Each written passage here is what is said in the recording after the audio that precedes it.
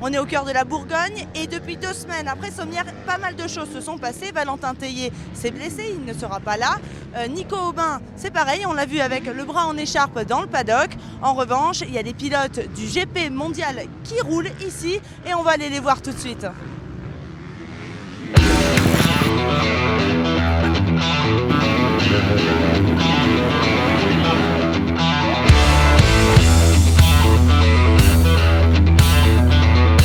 Ici, on a l'honneur d'avoir Dylan Ferrandis, c'est le meilleur représentant français actuellement en Grand Prix.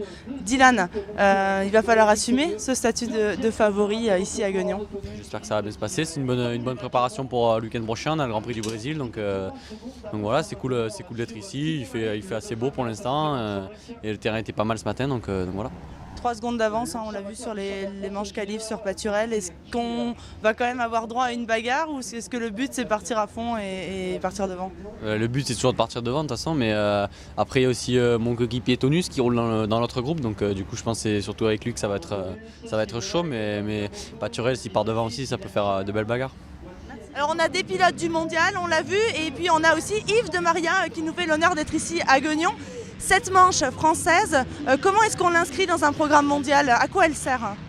Elle sert de base d'entraînement parce qu'on a commencé par 2 Grands Prix sans avoir fait de course auparavant. Et puis là on part au Brésil la semaine prochaine, donc c'est important de se mettre en bleu de chauffe. Et on va prendre cette course comme un très bon entraînement. Sur ce terrain un petit peu sablonneux aussi, j'imagine que c'est pas mal de se mettre dedans. Oui, c'est très bien, on a de bonnes conditions aujourd'hui malgré la pluie d'hier. En plus, il y a, je vous dis, 3-4 pilotes de Grand Prix qui sont là, donc c'est sûr que c'est le meilleur entraînement. Merci. Vous venez rouler ici à Guignon. L'objectif, c'est quoi? L'objectif, c'est de prendre un max de départ, de prendre le rythme des courses un peu, parce que ça fait un petit bout de temps que je n'avais pas fait de course vu que j'étais blessé l'année dernière. Et voilà, pour préparer au mieux le Brésil le week-end prochain. Tu as mis l'objectif de prendre des départs, j'imagine qu'il y a quand même l'objectif au moins de monter sur le podium, c'est possible. Ouais, c'est sûr, quand on vient ici, c'est pour être tout devant. Après, on ne sait pas ce qui peut se passer. Le but, c'est de bien partir, prendre le bon rythme à chaque fois et rouler relâché, pas se tendre. Et voilà. S'il y en a bien qui a des points à prendre ici à Guignon, c'est Sébastien Pourcel. En l'absence de Valentin Tellier et Nico Aubin, il va falloir mettre gaz en grand. Ouais, c'est sûr que c'est dommage que Nico et Valentin soient blessés, parce que c'est vrai que c'est eux qui roulaient les plus vite. Avec Potisek et Aranda, je pense qu'il y avait un bon niveau devant. Donc voilà, en plus Valentin était en tête du championnat, c'est vraiment dommage parce que la bagarre était belle en tête. C'est bien que Xavier soit là parce que il y en a d'autres qui ne sont pas là, ça va relever aussi le niveau. Voilà, on va voir, les conditions ne vont pas être faciles aujourd'hui avec peut-être de la pluie cet après-midi. On va faire le maximum, moi ce que je viens tous les week-ends pour essayer de gagner. J'y suis pas encore arrivé, j'ai gagné que les super finales. Donc il reste encore 3 courses avec celle-là, on va voir ce que ça va donner. Merci qui?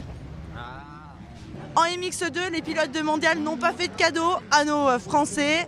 C'est Tonus et Ferrandis qui ont gagné leurs manches qualificatives respectives. Mais derrière eux, Grolus et Paturel sont là. D'entrée de jeu, c'est Valentin Guillot, le protégé d'Yves de Maria qui prend les commandes de la course devant Dylan Ferrandis, Benoît Paturel et Arnaud Tonus. Les 4 hommes vont rapidement se détacher des poursuivants. Devon Grolus ne peut suivre le rythme imposé et devant la bataille fait rage. Tonus attaque Paturel dans tous les sens, mais le pilote de Racing semble avoir repris du poil de la bête depuis un meeting en demi-teinte à Sommières. Il tient bon sa 3e place, mais le Suisse va avoir raison de Paturel, il passe 3e au 5e tour.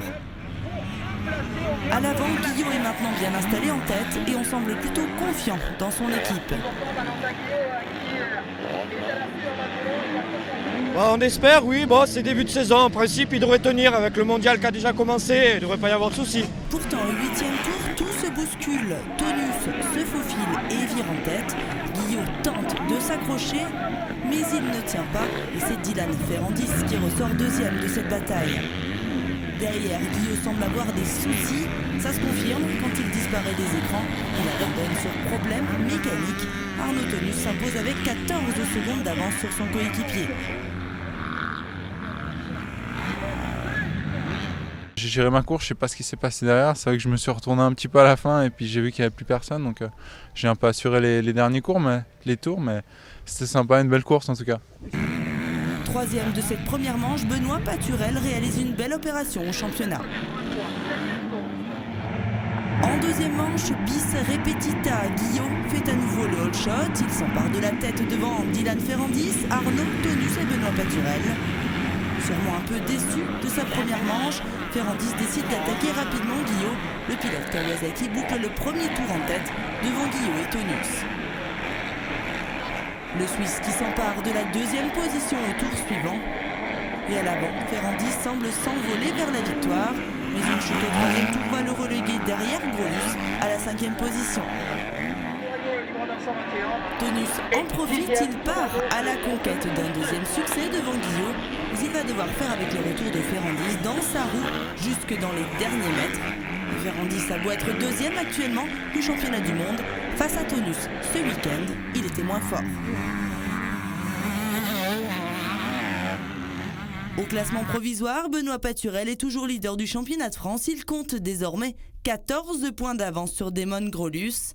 Arnaud Aubin est troisième, mais déjà bien loin. Il pointe à 65 longueurs de Paturel. En MX1, on l'attendait, il a répondu présent. Xavier Bogue s'est imposé sur sa manche qualificative, tout comme Seb Pourcel. Ils sont juste devant Greg Aranda et Milko Potisek. Milko Potisek qui devrait être assez à l'aise ici sur ce circuit un petit peu sablonneux. On voit ça tout de suite.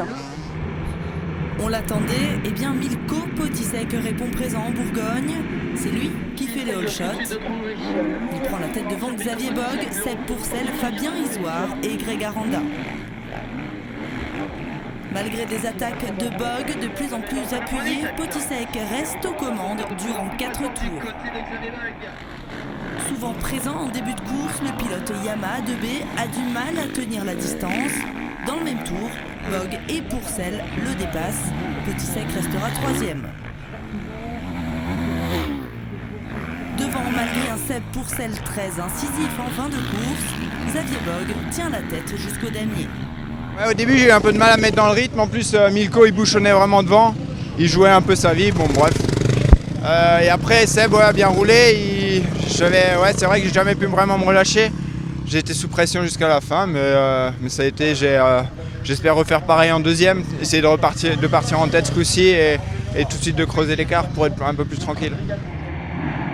Milko Potisek encore pour le all shot de la deuxième manche. Cette fois, le pilote Yamaha va-t-il tenir la distance? Juste derrière lui, Xavier Bogue a déjà dû doubler Kevin Ballanger. Et cette fois, l'Alsacien ne va pas attendre avant de virer en tête. Dans le deuxième tour, il prend le devant et file. Sébastien Pourcel, quant à lui, est en retrait. Mal parti, le pilote KTM est longtemps quatrième. Et il semble dans un faux rythme derrière Aranda, sans vouloir vraiment prendre tous les risques pour tenter de le doubler. On sent pas d'agressivité sur la moto. Non, je sais pas ce qu'il a aujourd'hui, il est pas... On verra. Il va revenir quand même sur un Honda ou... Et on espère. Dans le 7e tour, Pourcel se réveille et passe Aranda.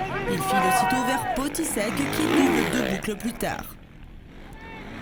Les points sont assurés, Pourcel ne prend aucun risque pour aller chercher Bogue qui s'impose avec 7 secondes d'avance sur Pourcel et Potisek.